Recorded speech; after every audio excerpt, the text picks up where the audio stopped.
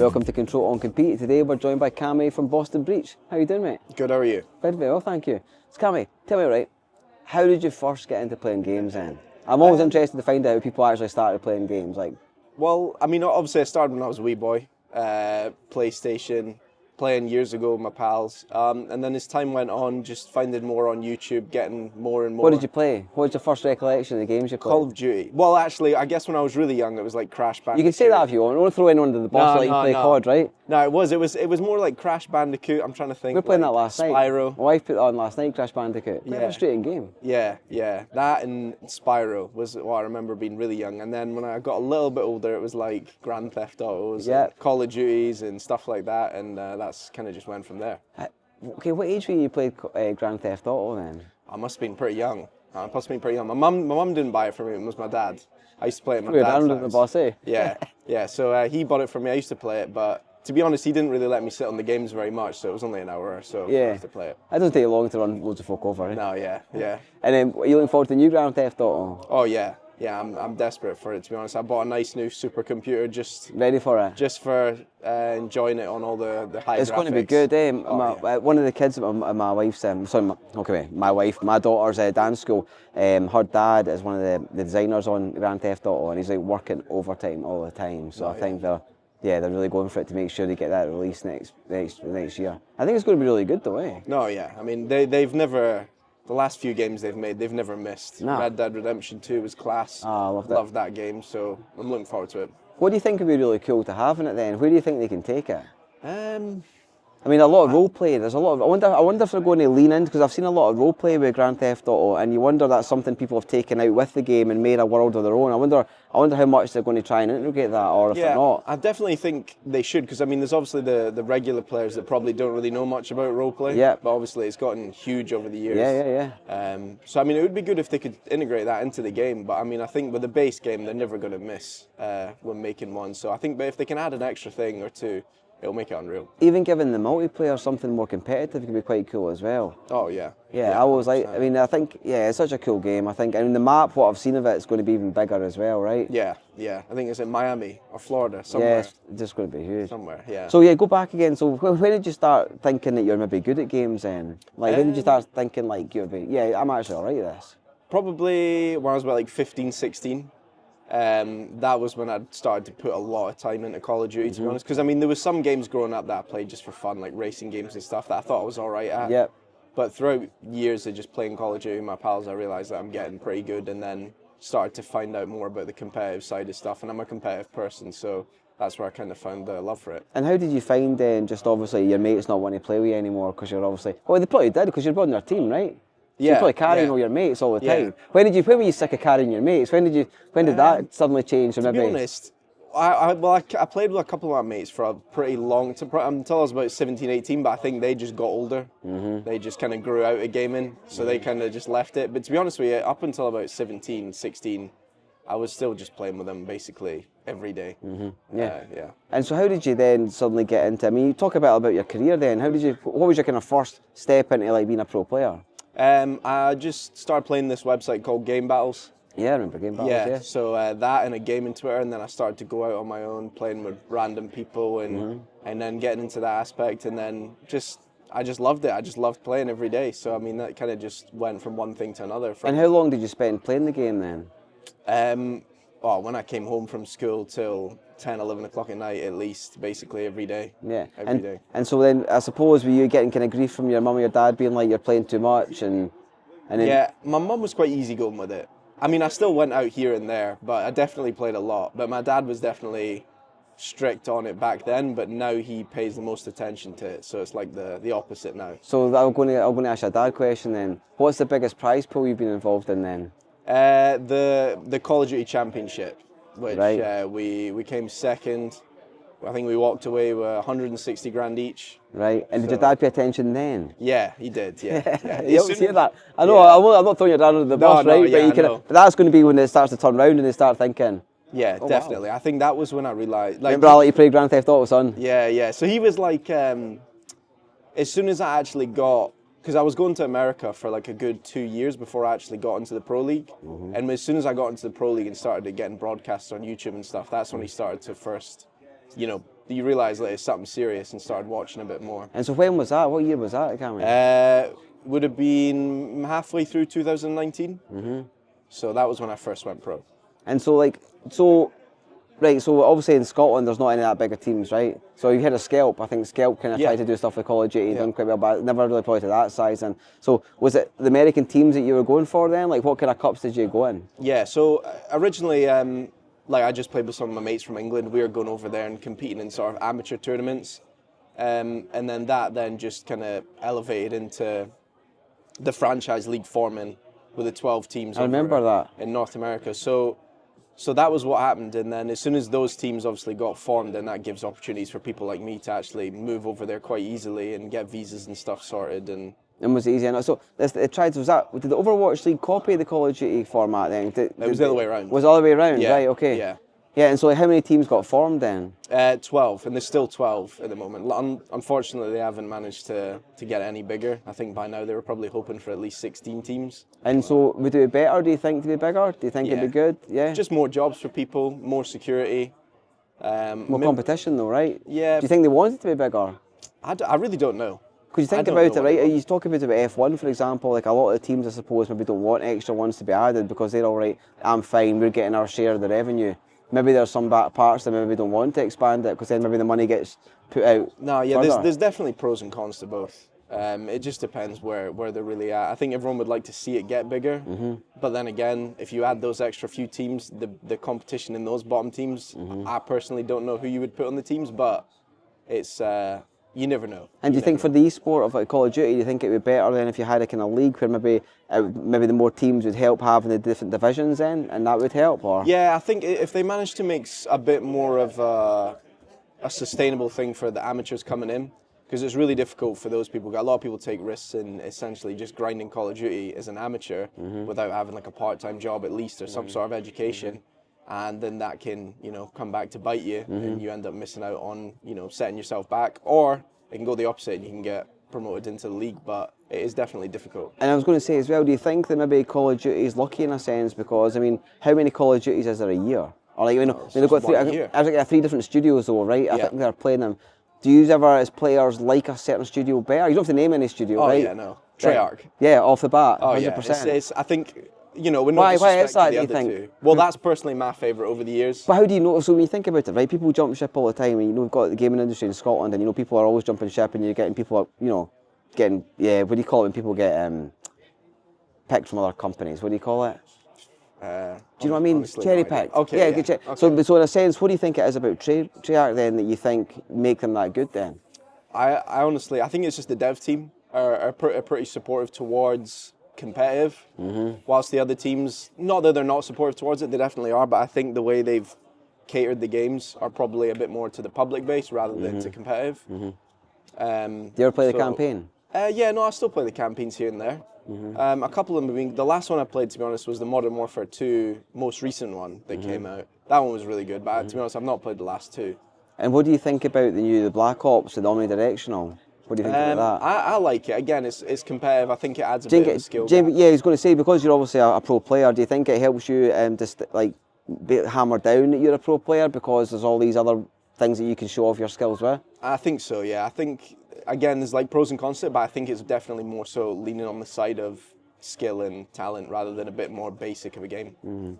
And so what's your favourite Call of Duty then? What's the one that's going, okay, not now, but what's the one that's got your heart? Like, you grow up, there's a band that you always like, or a film you always like. What's the COD that you share a glass of whiskey and be like, what, I loved that one? I think there's two. I think the one that got me to fall in love with it originally was Black Ops 2. That's a good game, yeah. Because that was zombies was really good, multiplayer was really good. All my pals still played it back on Xbox 360 years ago. And then the one after that, I'd say, was Black Ops 3. That was the one that got me into competitive, that I really started to sink a lot of hours into it. The zombies is nuts, eh? Oh yeah, I love the zombies. It's a shame they don't make them like how they used to, but to be honest, it's getting better. Honestly, they used to be more difficult. I think they kind of. But games developers are like that because ultimately, as much as you want to cater to the people like yourself, it's they still want to sell copies. Yeah. And they don't want it to be too hard for people to kind of give it up, right? So there's that balance that they've got with it. No, definitely. And it's a hard thing to balance. Not everyone's always going to be happy, but that's just the way I like them. Yeah, fair is. And so when you've been out in the States then, where was it, you said to me before we started filming it, you've been all over, like, tell me kind of like what your journey's been out in the States then. So a little rundown, the first 3 years that I was in the league, I lived in Toronto. That was my favourite place, loved it. I've heard good things about Toronto and the Canadians, yeah. It's lovely. What was it you liked about it? Especially in the summer. Honestly, just I think everything about the location that we stayed, the people that I was there with, the facility they had, the city, it's pretty multicultural. There's a lot of things, a lot of different foods. I love foods. Yeah. It was just, honestly, it was a load of little things adding up, and it just made it my favourite experience, to be honest. And so when you're actually doing the actual series, then tell me a bit more about, like, do you have like home and away games? Is it online? Like, tell me a bit more about the competing side of it. Like, So they have online matches, which are essentially like qualifying games for the majors. The majors, they get ran in person, LAN tournaments across America. They're actually doing a couple in Europe, I think, this year. Okay. And is that them trying to grow the franchise out, do you think? Yeah, or I think COVID definitely messed up the whole European side of it, because I think it made it difficult, obviously, getting the equipment over here, getting the venues, traveling, and stuff like that. And I think they realised that the expenses, is it worth it running it over here? But yeah, I think now they're starting to realise that, especially the European fans are really missing out on the experiences that they do have over here. And do you think it's grown in Europe then? Do you think the Americans get it more? Like, do you think that they call it esports in a sense? Do you feel like they're just more, okay, what's the difference between the European scene and the fans and the way people think about esports here compared to what you've experienced in the States? If that makes sense. Because obviously we're here in Scotland today, but we've got our event here at Murrayfield, right? And it's great and a lot of passionate people, but has it got everybody in Scotland excited about it? No. Yeah. But do everybody game in Scotland? Yeah, I think they're saying that per person, Scotland's right up there with some of the highest gaming rates in Europe. Yeah. But is esports kicked off with it? Maybe not so much. I think obviously you've got some esports like Counter-Strike and stuff like that, which are pretty big in European, but I think Call of Duty being mainly based in America is probably why it's not over here as much as it should be. But don't get me wrong, I think the UK itself, there's a lot of COD fans, like they show up to the events, but I think it's really the biggest in France, Spain, those sort of places. The crowds are do you think that's just because of the amount of people that actually live in France and Spain? Yeah, probably. And I think they've also got some really big like content creators that are focused on esports, so I think a lot of people see that and then tune into it. Whilst the UK, there isn't really many big faces for esports, So how many more Scottish pro players do you know? My current coach now, he used to be a Scottish pro. His name was Shawnee. Marky B. He was ex-coach of mine. But at the moment, there's no other the Scottish pros. There's some Scottish amateur players that could make a name for themselves, but at the moment, none of them have broken. And why do you think that is? Do you think they're just not the commitment, or? No, I think it is just hard. I think you do need to be talented. At the same time, you need things to go your way with visas and teams needing players at the right times. Your name being up there when they need players. I got a little bit. I don't want to blame it on luck. I obviously had the talent too, but I definitely things went in my way for me to get. But you've got to be. Everybody says that, right? And I think everyone's so humble and they say, "Oh, I was lucky," but ultimately you've got to be in it and doing it to make that luck, right? Yeah, so that is true. Yeah. And so would you say then, what kind of different positions is there in COD, right? Because you're talking 5v5. It's 4v4. 4v4, sorry. Yeah. Was there ever 5v5? Yeah, there was for a couple of years, yeah. Yeah, so basically what would you say then is the different kind of positions you can get? And so somebody that's maybe watching doesn't know, I've just seen people run out with guns. What would you say would be the typical kind of loadouts for each person, like different kind of, okay, for the football, strikers, defenders, midfielders, right? What would you say that for COD? Well, I think with COD, it's mostly, they try focuses, obviously 4 players, so 2 assault rifle players, 2 SMG players, aggressive players, slower players. No snipers? Some snipers. Some years the snipers have been taken out because they were a bit overpowered. 50 cal, just like. Yeah. So, but some years the aim assist is too overpowered, so the snipers get taken out, unfortunately. So, the fans obviously like the snipers. It's entertaining. We don't play with them, so sometimes they get annoyed at that. And then obviously you've got the coaching staff, which is something you can go into as well. But I mean, it is hard to get into. So we're talking to Drew Spark yesterday, so he's a Valorant coach, right? And we're obviously talking about the kind of setup in Valorant. Do you think, you're saying 2 assaults, 2 SMGs, is that just the meta? Or do you think like somebody might try 3 assaults, 1 SMG? Oh yeah, it goes back and forth. There might be some games or game modes that 4 SMGs or 3 SMGs benefit. So is it death matches you do? What is it you do? Search and destroy? Yeah, search and destroy is one of them. Another game mode's hardpoint. Hardpoint's mental. How do you even get on hardpoint? How do you compete at hardpoint? It must be good, eh? Hardpoint's a great there's a lot mode. to it. There is a lot to it. There's like, obviously, you got to have the right control in the map. Obviously, you can respawn a lot. They used to have another game mode. They've got Control at the moment, which was... Is that like King of the Hill? Was it just like... It's kind of like, imagine Search and Destroy, but you can respawn, and there's like 2 points that you have to capture, and then there's obviously the defending team that has to defend the 2 points. And if you capture one, it adds more time. And then if you capture both, you win the round. Right. And what one do you think they sometimes change the kind of modes to kind of appease fans and make it more of a viewing spectacle? Do you think that's a big point of it? Yeah, definitely. I think in previous years they used to have something called Uplink, which was a game mode with a ball. And one person would carry the ball, you'd throw it around to each other, try score points. Do you ever play Halo at all? Nah, but I do know. There was a skull one, right? Yeah, is it Oddball? Oddball, Yeah. that's brilliant. Yeah. And you just got some guy just hiding, the grenades Yeah. are going off absolutely silly, and then you've got to keep it for as long as you can. Yeah. That's a good one. Yeah, Did you ever try play other games or first person and just get back to COD? No, yeah, I do for fun. Obviously, I know like I'll never do anything special in them, I don't think. But no, I like playing, Apex Legends, Halo. I never really played Halo growing up because I was a PlayStation kid, to be honest. So I think there's a new one coming out. That. Yeah. I think there was. I think there might be some problems with the Halo esports scene, to be honest, at the moment. But again, it's one of them ones that keeps coming back and dying off a bit. I think once again it was that whole thing of like they make the games for the games, and then do a lot of these companies really think about esports a lot? From what I've heard, probably not. Yeah. Even speaking to Fortnite, we had a guy who was one of the Fortnite developers, and he was talking about like when Fortnite kicked off and then the esports kicked off, but they were kind of more focused on obviously making the skins and everything else, but then the fans are wanting the esports, and it's something that's a bit on top of what they were doing already. Yeah, that's definitely the problem I think with Call of Duty, is because it's such a big game. Like they make so much money every year off people just buying it, the campaign itself. So competitive is only such a small percentage. I do think it's growing, but it's such a small percentage compared to just the normal player. And so here's one for you, right? So I guess like I've seen that you can go Beavis and Butthead now, and you can even go the Teenage Mutant Ninja Turtles in Call of Duty. What do you think of that? I mean, I don't mind it, to be honest. Have you got the skins? Yeah, I've got a couple of them. Right. I do think some of them come in the store, I'm like, oh, I'll buy them.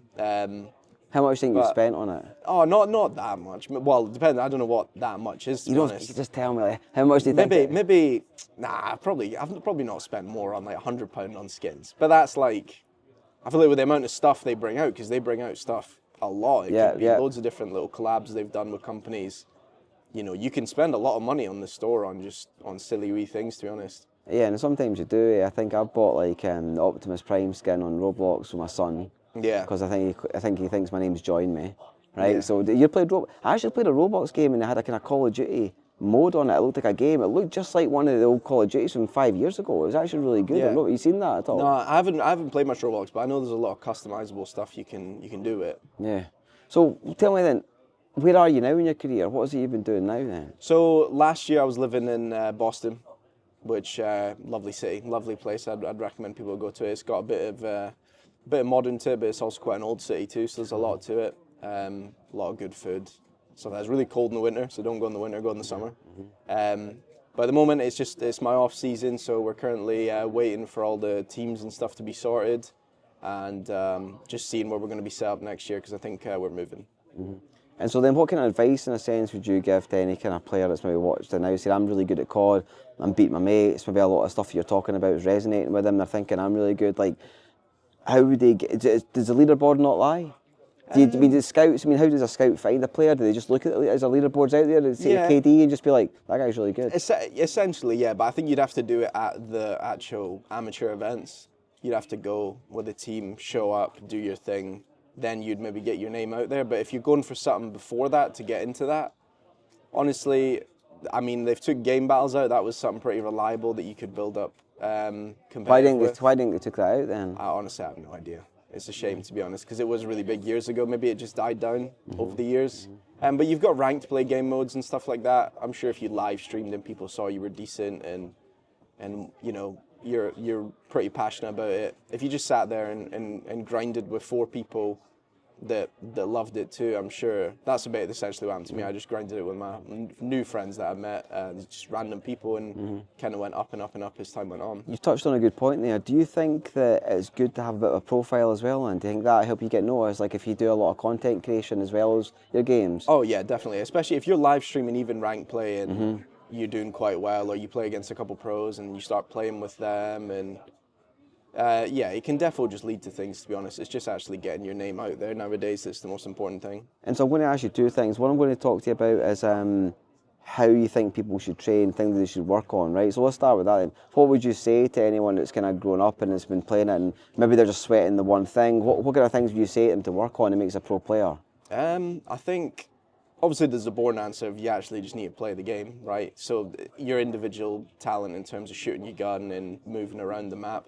But I think actually just being aware, like your communication's super important. You need to be talking to your teammates really well. They need to talk to you. It needs to go back and forth.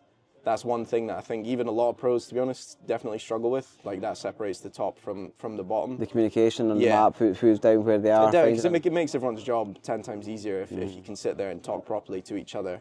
And do they understand you? Yeah.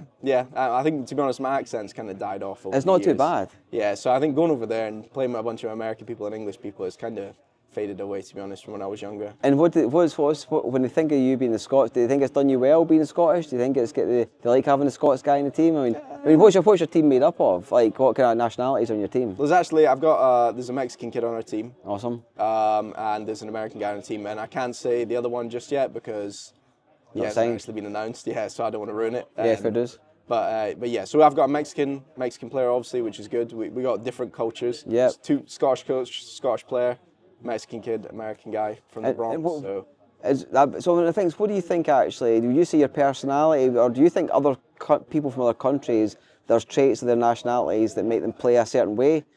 Would that make sense? Maybe, yeah. I can definitely see that, especially like the Spanish and the French. Because surely we're gun-ho, right? You're in there. Yeah, you're just like, I definitely am. I think the Spanish players, they like to. That's why I liked Halo. Yeah. So just go in there with a rocket launcher and just try and destroy everything. Yeah, exactly. So yeah, no, that definitely is a thing, and I think obviously mixing coaches and stuff like that can definitely affect teams too. But as long as you got people that are pretty normal people. Like being around each other, you can have a good laugh, and it's funny learning about each other and different cultures and stuff like that. And so tell me then a typical kind of training session then, like how often do you train as a team? Like do you go through tactics? Like tell me about that kind of scenario. Yeah, so I think our day-to-day kind of looks like our actual practice will start from say 2 o'clock to about 7, 8 o'clock at night is just like our 2 o'clock in the afternoon. Yeah, 2 o'clock in the afternoon. See, that's why when I said to you about this, we're supposed to be doing this morning at 9:15, you're like, whoa. You're going to do it though, fair play to you. Yeah. But yeah, so 2 o'clock, is that just to give you time to wake up and? Yeah. So normally what our start at 2. Yeah, starting at 2. But to be honest, we would probably come in at like 1 o'clock. We'll do like video review and stuff like that for an hour. Not every day, but some days, just go over some things we want to actually work on throughout the day. And then, we might try, go for like a walk in the morning, go to the gym or something like that, get ready, have something to eat, just make sure we're actually ready so we can sit down the whole day. And what's your dietary like then? What's the kind of things that you do to prepare, like, because obviously it's important if you're at that peak level, like you're drinking your water, like you tell me, what's your kind of nutrition, what do they advise you to do? To be honest, I think that's one thing that's lacking in esports, especially Call of Duty. I think some esports have developed, they've probably got that on lock. I didn't take it as serious. I'm a little bit overweight at the moment. You're fine, over the years, but I'm in the gym trying to get better. Yeah. But that's definitely one thing as gamers, I think they don't take serious enough. So what's made you be like that? Do you think it's actually the scene, or you're seeing other players maybe in different? For example, I think you see a lot of sim racers and that. Maybe they do. All the sim racers I've met, I think they do look after themselves very well. Yeah. Do you think that's because of they've had the actual F1, for example? Actual drivers to look at, how they look after, and they've taken that. And with Call of Duty, I mean, what have you guys got in a sense to look at, right? So do you think that's what's helped? Yeah, I think so. I think if you look at games like League of Legends, even like Valorant, maybe like a really high level, I'm sure they probably are a bit more professional when it comes to stuff like that. I could be wrong. But with Call of Duty, it was only until about 2018, 2019 that we actually started scheduling scrims for like 1 o'clock in the afternoon. It used to just be when your team gets on at like 6, 7 o'clock at night and used to play until midnight 1 in the morning. And that's not that good for you either. Exactly. You get tired, So right? again, I think it was just a learning process. And again, I think people realize how your diet can affect your brain, how you play, sluggish. You know, and again, some people, when you're younger, it doesn't affect you as much, but I'm getting older now, so it's one thing that What I age try are to you? focus on. I'm turning 26. Yeah, so you seem to be getting older. Still young. Yeah, big time. Still young. But for esports, especially Call of Duty, again, like I said, it's new. So a lot of players, I'm definitely on the older side of the players in the league now. I'm 45, right, and my thumbs now, I hate saying it, but they're starting to get sore. Yeah. I'm thinking, oh no, like, that's the worst thing that could happen to me. Yeah. Because I was PC gaming for a while, then my PC broke, and I've been back on the Xbox now, and I'm kind of like, now I'm feeling like, I mean, do you do anything to kind of, any good exercises? Yeah, some hand stretches and stuff here and there. Luckily, I've not really had as much problems with my hands, to be Oh, you're honest. fine now, we take 45. Yeah, exactly. So, but I mean, I've definitely known people, and there's been people over the years that have had to pack it in due to just thumb problems, hand problems. There's nothing you can really do about, which is tough. But it's one of those, like anything really. Do you think some players try and play through it and maybe don't even mention they've got the pain? Definitely. Because if you're in a pro team, you're like, my thumbs are sore. No, like, yeah. People are obviously going to worry about you. Yeah, and worry about you enough that you're out the door. Exactly. So, you definitely got to worry about stuff like that. But I think as long as, again, like I said, if you probably sit there, you're a bit more healthy, you're active, you're moving around, you should keep your hands and your arms and stuff. But have you ever met like any? Is there any kind of beef between CS:GO players and COD players? Did they ever look at? Do you ever kind of get that kind of? Well, I think COD, to be honest, COD is probably... If you met each other out, you're like, oh, what do you play? You're like CS, and you just get that look. To be honest, I would love to meet CS players. I don't know if they would say the same about COD players. They probably like COD. No, yeah, I do. I love CS. I think it's huge. Obviously, it's an FPS, so I like watching it. It's like advanced search and destroy, really. So, I love it. But I mean, I think COD esports as a whole is kind of like joked about throughout esports. Why do you think that is? I really don't know. I actually couldn't tell. So you say this during a joke about what experience have you had that made you think like that? I don't think when I hear about it, I don't think.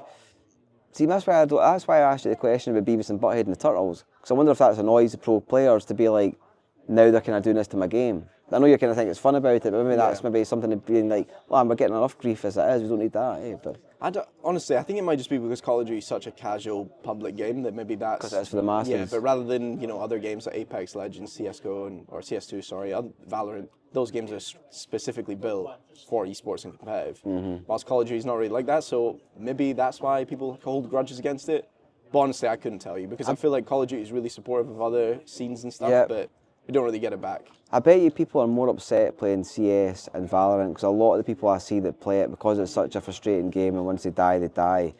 Yeah, I bet they're a bit sadder people that are playing it. Not sad as in like, I think it probably hurts them a bit more playing it because it's such a, what's the game mode in COD? If you die, you die. Is it search and destroy? Search and destroy. Yeah. How do you feel about that if you're playing and like you're down? Yeah, it's definitely annoying, especially at big events, and you make a poor play and you hear the crowd go, oh, and stuff like that, and you're dead, and then you're out for the round. And if your team's in a bad situation, they lose the round, you're thinking, oh, need to bounce back. And how do you actually, like, you talk about, okay, mindset, for example, right? How important do you think that is, once again, talking to a kid? So maybe they're rage quitting and, when they start blaming their team. How important do you think it's been to actually have that good mindset when you're actually playing, especially if you're going to join a team? Yeah, that is, again, it's super important. You gotta have fun, but at the same time you also gotta take stuff serious. I think there's definitely a lot of people over the years that their mindset and personalities have held them back for bigger opportunities. So that ego, one of them things. Yeah, ego, and just being like a bit more professional about stuff, to be honest, and just getting on with your teammates. And where do you think they get the ego from? Do you think they play with their friends too much? Do you think they can become like, I always wonder sometimes if people grow up with their friends, they become the best in the group, they've got a Discord, they're the top dog, and then they have to join other people and realise they're just not that top dog anymore. I wonder if that's where sometimes ego comes from, the wrong kind of person. No? I think it's some people just get some credit and then kind of forget the basics and lose their heads a bit. But I mean, it doesn't happen to a lot of people, but there is definitely a set few that have been held back by it over the years. Nice. Listen, Cammy, all the best with it. I think keep flying the flag, and I'll definitely come and try and check out some of your streams, because I think COD's such an exciting game, and it's a really fun game as well. I think, and even when you hear the COD esports going on, the esports World Cup, it's such a great esport to watch as well. So I think, all the best, buddy. Yeah, appreciate it. Thank you, man. Have a good one. Thank you.